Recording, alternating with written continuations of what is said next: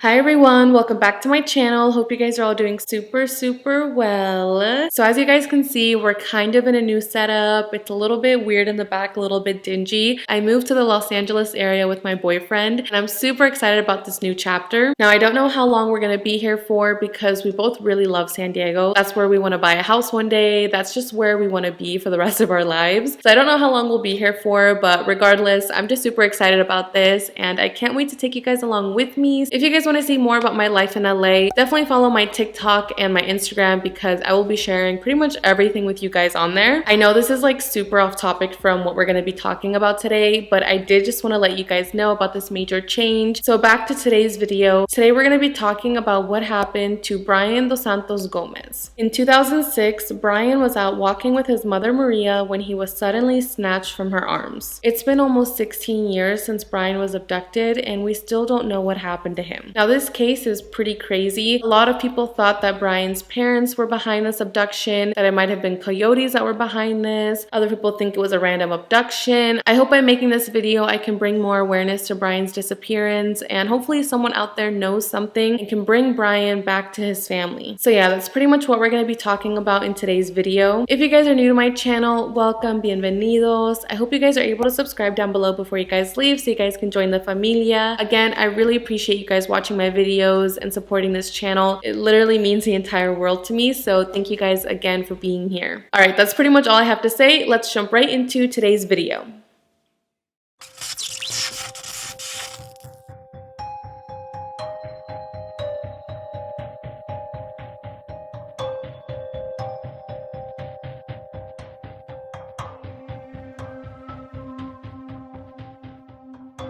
So Bryan Dos Santos Gomes was born on November 3rd, 2006. His parents are Maria Fatima Ramos and Jurandir Gomez Costa. They're a young couple from a small village in Minas Gerais, Brazil. Sorry if I completely butchered that. I literally watched a video on how to pronounce it, but for some reason it's just not clicking in my brain. They had come to the United States 2 years before Bryan was born. Now, immigrating to the United States was not easy for Maria and Jurandir. Like many others, they wanted to come to the United States in hopes of finding a better life and better opportunities. Unfortunately, the only way they were able to come to the United States was through coyotes. If you're not familiar with coyotes, a coyote is a person that smuggles people across the US border. It's not the ideal way of crossing into the United States. It can be expensive, it can be dangerous. I mean, it's a really scary situation, but for some people, that's the only option to getting into the United States, and that's exactly what happened with Maria and Jurandir. Once they crossed the border, the couple ended up living at the Tropical Trailer Park on Linhart Avenue in Fort Myers, Florida. Jurandir got a job as a field worker, and I'm not really sure what Maria was doing before Bryan was born.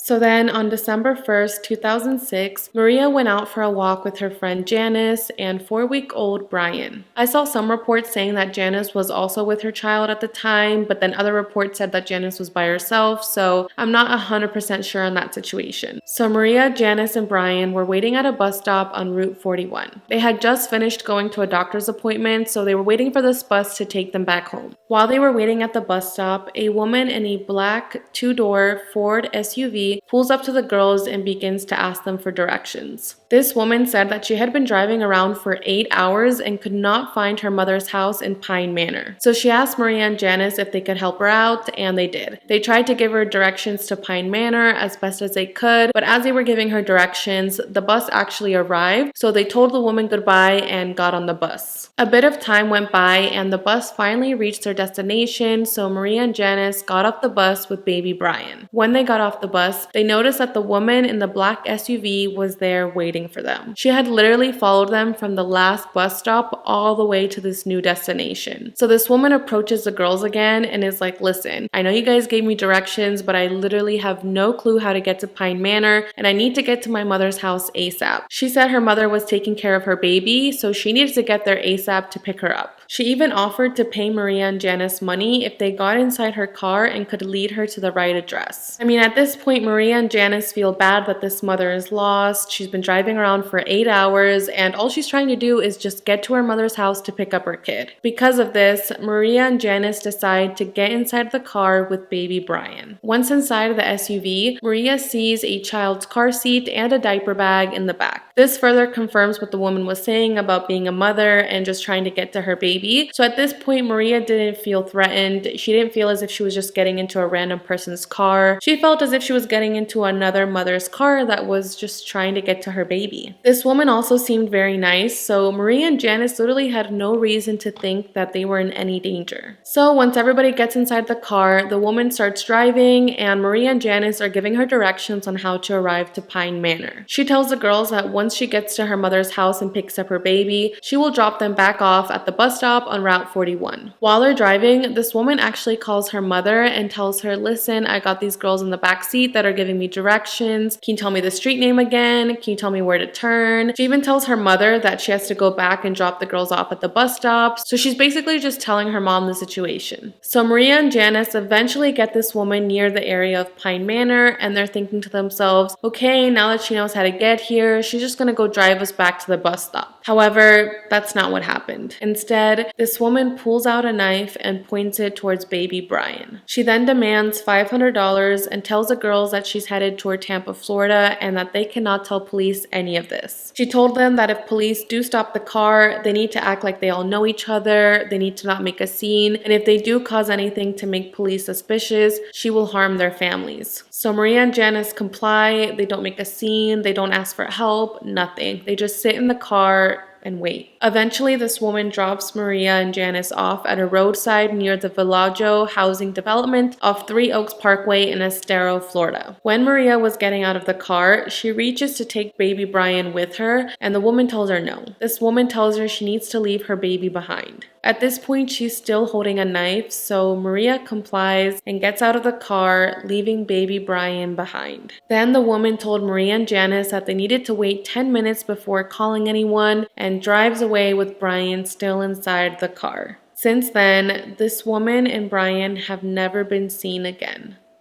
As soon as this woman drives off, Maria immediately calls police and tells them everything. They immediately set out an Amber Alert, and they also set up a search block around the area to see if they can catch this car, but they didn't. So the police asked Maria and Janice if they can provide a description of the abductor, and they described her as being a Hispanic female between 28 and 30 years old, heavyset, and around 5 feet 4 inches tall. She had black straight hair, which was partially pinned up in a bun. She was wearing blue jeans and a black shirt, and she spoke Spanish. So police took this sketch and they literally plastered it everywhere. It was all over news stations, it was all over the community. It was literally like taped to people's windows, to their houses, to their businesses. I mean, this baby is literally only 4 weeks old and he has been abducted by this random woman. So back then there wasn't a lot of surveillance cameras or social media, which made the investigators' job a lot harder. They basically had to rely on Maria, Janice, and a few other witnesses that saw the SUV parked at the bus stop. They were literally checking every available lead they had, and they even re-interviewed multiple witnesses to see if anybody could have any new information that could lead them to this woman, but no one could identify this woman or the SUV. At first, authorities believed that this was just a random kidnapping. The fact that she had a baby's car seat and a diaper bag inside her car made police believe that she had planned this. You know, she was out there looking for a baby to take. The story she made about trying to get to her mother's house to pick up her baby was just a ruse she was using to make Maria and Janice trust her. A lot of people have judged Maria and Janice for getting inside this woman's car, and I get what they're saying. I mean, you should never get inside a stranger's car. Even if it's someone claiming to be a mother, saying that they're looking for their son, they're looking for their daughter,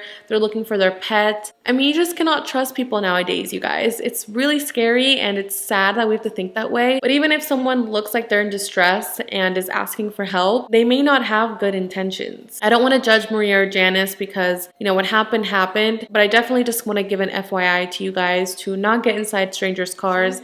At first, police really thought that this was a random abduction until they realized the immigration status of Maria and Jurandir. Once they realized that they had used coyotes to bring them to the United States, they began to theorize that maybe Bryan's abduction was related to that. Maybe Maria and Jurandir had fallen behind on payments to the coyotes, and they decided to kidnap Bryan as retaliation. However, Jurandir said that they only owed the coyotes around $100 and that they weren't behind in payments. Like, they were making the payments, they only had a little bit left to pay off, and that he was 100% sure that Bryan's abduction had nothing to do with coyotes. He later stated at a press conference that he had actually called the coyotes that had crossed him to the United States and asked them about Bryan, and they said that they don't take children as retaliation and that they had nothing to do with Bryan's disappearance. So after this, police didn't really have any evidence to prove that Bryan's abduction was related to the retaliation of coyotes, but police and news outlets were still running with this theory.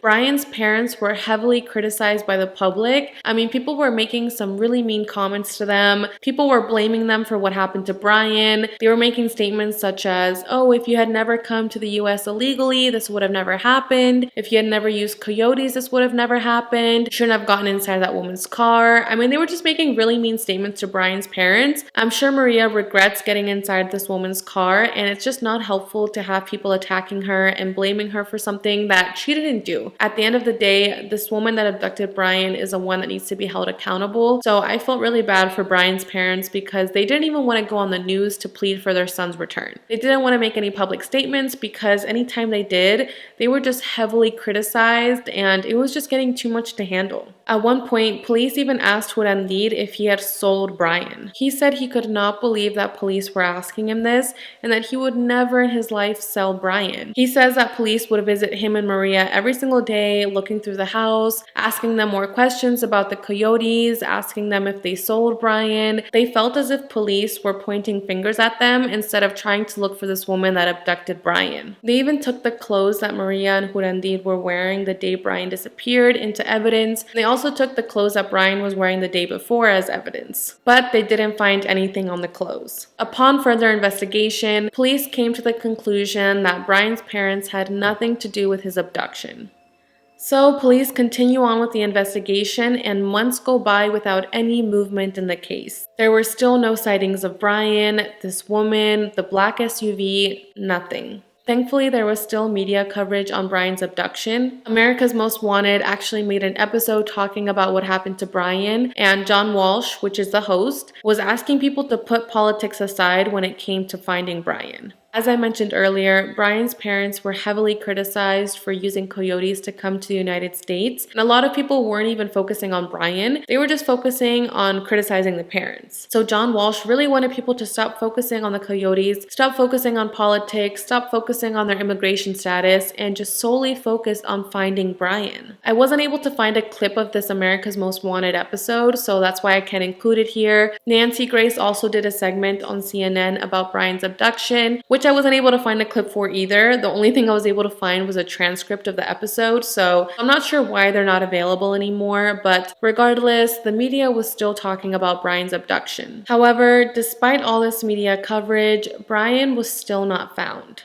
The only piece of evidence that the police had was the phone call the woman made to her mother. It turns out that this woman had used Maria's cell phone to make this phone call, so police grabbed Maria's cell phone records to see what number she dialed. Police realized that this woman had left a voicemail on an answering machine of a random business. So police get a copy of this voicemail and I'll include it here. Message 1. Las muchachas me llevan, pero aquí en la ahorita te voy a decir, se llama la Cleveland Avenue.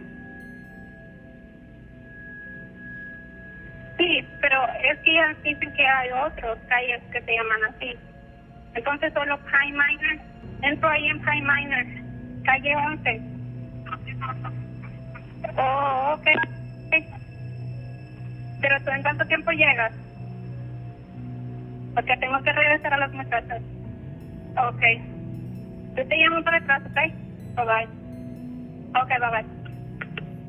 I feel like this conversation really shows how crazy this woman was, and the fact that she was just making this entire conversation up, pretending to talk to her mother, pretending to get directions. I mean, all of this just to be able to kidnap Bryan is really frightening. Now, police were wondering if this woman had just randomly dialed a number and it just happened to be this business's answering machine that picked up, but then they realized that she had dialed this number twice. So now police are thinking, okay, is this really a random number, or did she have this number memorized for a reason? Maybe this number used to belong to a person she knew and that's why she had it memorized. I mean, police were just brainstorming as to why this woman would dial this business twice, but I really wasn't able to see an update on that. The last thing I read was that police were investigating this business, were investigating whose number this used to belong to, but there really has been no update on that. And that's pretty much it, you guys. That's all the information we have on this case. It's been almost 16 years since Bryan was abducted, and he still has not been found. Some people still believe that Bryan's abduction was related to coyotes. However, police don't really believe this anymore. After Bryan's abduction, a woman came forward and told police that the day Bryan was abducted, she was walking along the street with her grandchild when a woman in a black SUV approached her. This woman asked her for directions and she just kind of ignored her and kept walking with her grandchild. Now, this happened in the same area where Maria, Janice, and Bryan were walking, and it occurred hours after Bryan was abducted. So police are thinking, okay, what are the odds that another woman walking with a baby was also approached by a lady in a black SUV asking for directions? I mean, I feel like it's just too similar to not be a coincidence. Now, this is where it gets a little confusing because I found some reports saying that police did find this woman that was asking for directions and they put her in a photo lineup to show to Maria and to this grandmother. Now, Maria and the grandmother picked out the same photo. However, police later cleared this woman of any suspicion. So I don't really get it. I'm kind of confused on that. Like, is this woman the one that abducted Bryan, or why did Maria pick her out in a lineup? I'm not sure if maybe Maria and the grandmother got confused and they thought that this woman they picked on the lineup was the woman that abducted Bryan. I wish there was more information on this, but either way, police said that these two incidents were too similar to ignore, and they do believe that the woman that abducted Bryan is the same woman that approached this grandmother. A lot of people believe that the abductor is a woman that wanted a baby of her own. Maybe she recently had a miscarriage or a stillbirth and was just desperate for another baby. If you guys remember, I covered the case about Marlene Ochoa, who was a young mother that was pregnant and murdered for her baby. Maybe something similar to that happened with Bryan. This woman didn't want to kill Maria, she didn't want to kill Janice. All she wanted was a baby to take and raise as her own. Now, if this theory is true, authorities do have hope that Bryan will be found someday. You know, they think this is the best possible outcome of the situation because if he was kidnapped by someone that wanted to raise him as their own, hopefully he's still alive and is being raised in a loving home. Police have hope that Bryan will eventually discover his true identity because as he gets older, he may want to apply for a driver's license, he may want to get an apartment, go to college, or maybe he runs into some type of medical issue where he needs his documentation, and when he submits this documentation, he's going to realize that it's fake. I can't even imagine how Bryan's parents feel when they hear this, that someone might possibly be raising their son as their own. Jurandir actually made a statement to Bryan through an interview. His father has this message for Bryan. My message is, if you're watching us right now, that person is with him. That is not dad. We are the parents. I'm dad and she is mom. Literally reading that made me so upset, you guys. I cannot imagine knowing that someone out there is possibly raising your own child as their own and that your baby doesn't even know that you exist, doesn't even know that his parents aren't his real parents, and is just living this like fake life. I mean, on one end, I get why people would prefer this outcome because it means that Bryan is still alive and hopefully he's, being raised in a loving way. But at the same time, how horrible is it going to be when Bryan finds out the truth? So Maria actually submitted her DNA to a database called Family Tree so that if Bryan ever submits his own DNA, it will come back as a match to Maria. As for Maria and Jurandir, they ended up having 2 more kids after Bryan's abduction. Then in November of 2009, Jurandir was arrested for driving without a license and he was being detained by ICE. However, in 2010, he was released from detention under a supervision order, but it's still unknown whether he will be deported back to Brazil. This situation was so difficult for Maria because she says that if her husband does get deported to Brazil, she will have to go with him. You know, she's gonna go where her husband is, she's gonna take the kids with her, and she doesn't want to do that. She wants to stay at the trailer home where she raised Bryan just in case he ever comes home. You know, imagine one day Bryan finds out the truth and he goes back home, knocks on the door, and Maria isn't there to answer. She is praying that Jurandir does not get deported back to Brazil, and she says she cannot leave without finding out what happened to her son. She's actually trying to get a U visa for herself and her husband. This visa is for victims of a violent crime and allows undocumented immigrants to remain in the United States legally for up to 4 years. If they do get deported back to Brazil, I hope they at least have some type of answer as to what happened to Bryan before that happens. It's just so sad that Bryan was only 4 weeks old. He was such a tiny little baby. I mean, he was literally just born and then was snatched from his mother's arms. And the fact that it happened around Christmas makes Christmas so hard for Maria's family. She says every single Christmas, she just cries. She cries and cries and cries and just doesn't see the holiday the same anymore. She says she doesn't want her other kids to see her crying, so she often goes to her room to cry by herself. I go to the room to cry because the kids look at me and ask, "Mom, why are you crying?" And I get sadder because of the questions. The kids ask me, "Mom, why isn't Bryan here? You don't know where Bryan is." And I tell them, "I don't know, but God always knows where he's at and takes care of him. And I believe one day he's going to bring him back." She says she sometimes feels as if her life isn't worth it because her son is gone. Sometimes I feel like my life isn't worth it because my son has disappeared. I don't know where he's at. I don't know if he is well. I don't know if he's being taken care of to grow up and be a good boy. I ask God, if it's your will that Bryan comes back. If I don't deserve it, do it for the siblings so they can grow up together.